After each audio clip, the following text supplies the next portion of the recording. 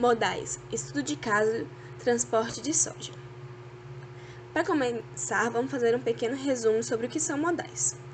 São chamadas de modais de transporte as formas de transportar cargas, sendo dividida em 5: aeroviário, dutoviário, ferroviário, hidroviário e rodoviário.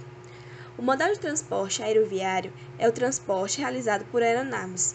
É indicado para grandes distâncias, pequenos volumes, mercadorias com curto prazo de validade e ou frágeis. Suas principais limitações são o limite de volume e peso, frete elevado e dependência de terminais de acesso. O modal de transporte dutoviário é formado por dutos ou tubos que transportam, geralmente líquidos, a longas distâncias. Possui como principais vantagens o transporte a grandes distâncias, transporte de grandes volumes e menor possibilidade de perda e roubo. As principais desvantagens são: requer mais licenças ambientais, investimento inicial muito elevado e o risco de acidentes ambientais de grandes proporções.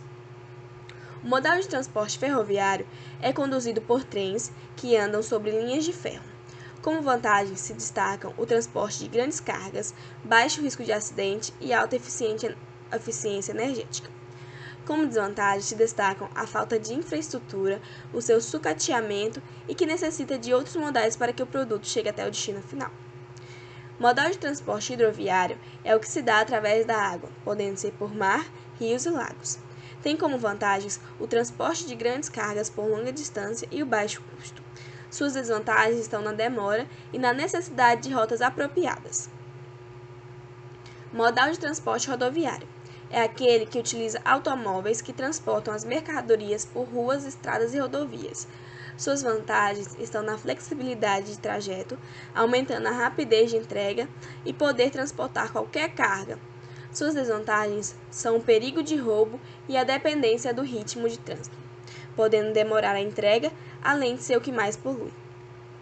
Importância da interligação entre os modais. A logística tornou-se uma das áreas mais importantes das organizações, pela necessidade de entregar o produto no prazo estabelecido, com a qualidade adequada e um menor custo. Os clientes estão cada vez mais exigentes e dispostos a mudanças.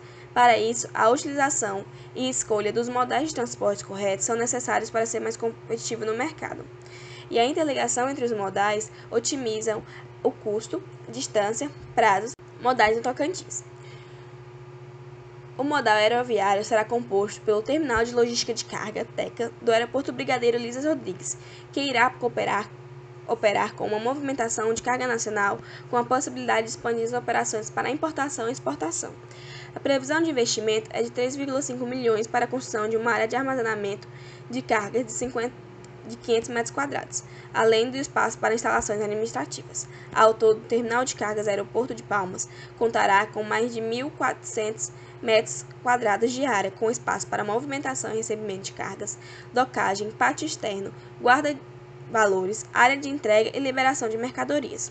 A previsão é que suas obras sejam concluídas ainda este ano e a expectativa é de que, quando estiver em pleno funcionamento, terá capacidade de movimentar até 15 toneladas de produtos ao mês. O modal ferroviário no Tocantins é composto pela Ferrovia Norte-Sul.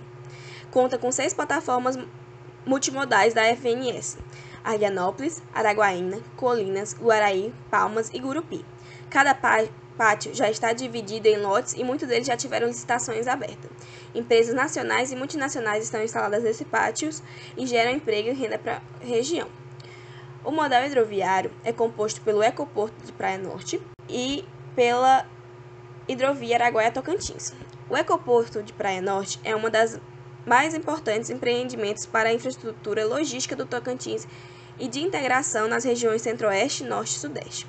O porto colocará a região norte do Tocantins na rota de 3 dos principais portos do Brasil: o de Manaus, o de Belém e o de Itaqui. Instalado às margens do rio Tocantins, na cidade de Praia Norte, a 619 km de Palmas, o Ecoporto será uma rota alternativa de saída rumo ao Atlântico. O projeto prevê a construção de píeres para embarque e desembarque de produtos, galpões, acessos, trevos, pátios, controle de fiscalização, infraestrutura de alimentação, saúde, guindastes, asfaltamentos dos pátios, instalações de rede de iluminação com investimento inicial de mais de 300 milhões. O Ecoporto é de iniciativa privada e recebeu contrapartida financeira do governo do estado, pois além de importante instrumento de escoamento de produção e logística, o ecoporto vai fomentar a economia da região do extremo norte do Tocantins, com oferta de empregos e a demanda por serviços. Sua instalação vai aquecer também as microempresas e empresas de pequeno porte, como restaurantes, hotéis e comércio em geral.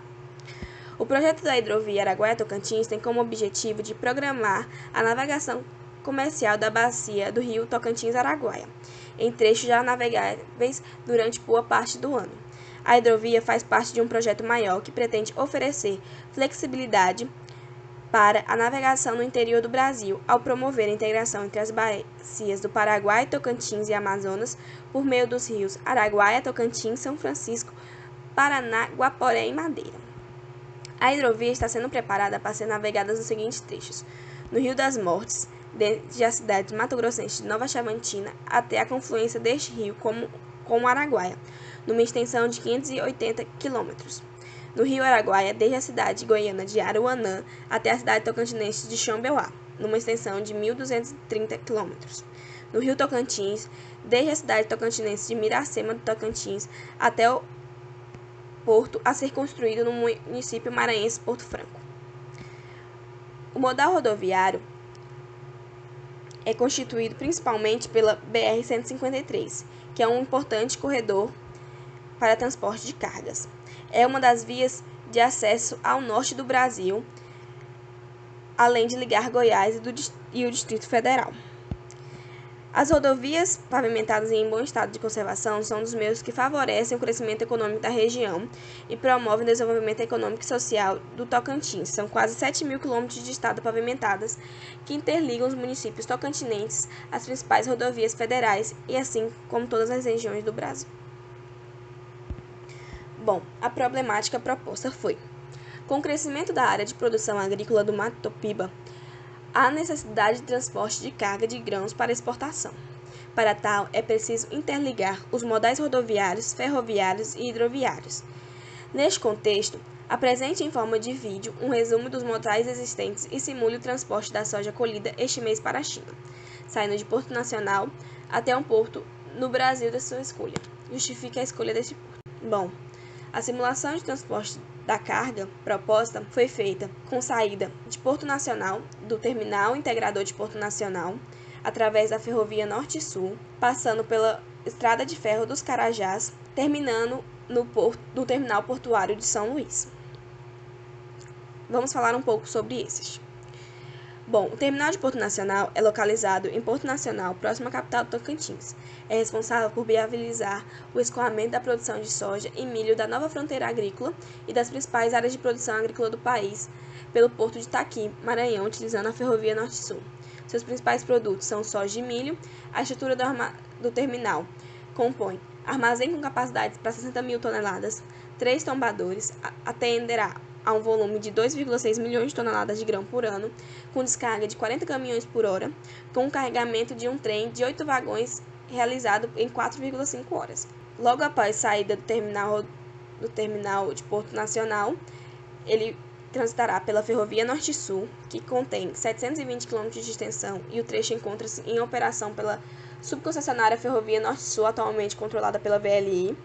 Possui um total de 720 km entre a Ceilândia e Porto Nacional. Apresenta-se uma grande e importante rota de exportação e descarga entre as regiões Centro-Oeste e Nordeste, por sua conexão com a estrada de ferro Carajás da Vale, cujo destino são o terminal marítimo de Ponta de Madeira e o porto de Itaqui, ambos em São Luís, Maranhão. A Estrada de Ferro dos Carajás ela foi inaugurada em 1985. A Estrada de Ferro dos Carajás é uma concessão da Vale, na qual a VLI atua por meio do direito de passagem.